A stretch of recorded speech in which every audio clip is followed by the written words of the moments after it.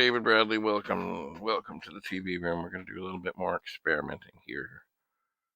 And how are we going to do that? Well, first I'm going to go up here to line 10, and I'm going to wipe out the colon and then go to 10.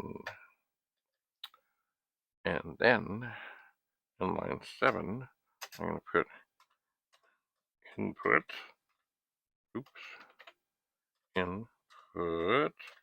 quote,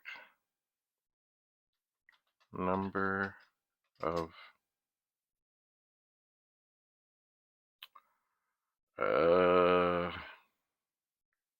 times to print, quote, semicolon, A. Now I'm going to do I, because everyone used to use I.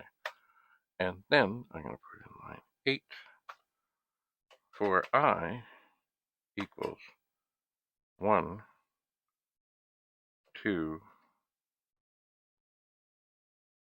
I.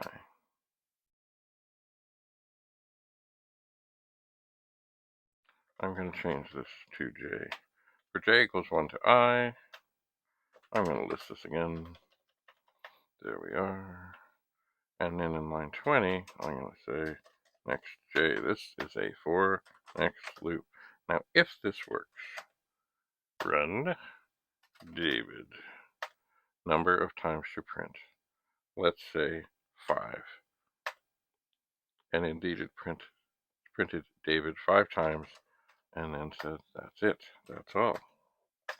I'll run that again.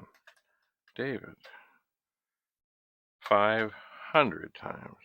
And now it will print David 500 times, which won't take all that long considering all things. And there.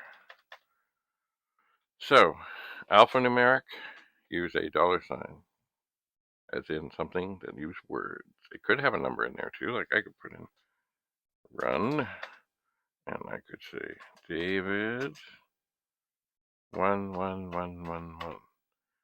And then how many times you want it to print? 300. So numbers are perfectly acceptable in alphanumeric variables because they can be numbers, they can be letters. They can be. Anyway, we'll do some more the next time we meet. Have a lovely, lovely day. Bye for now.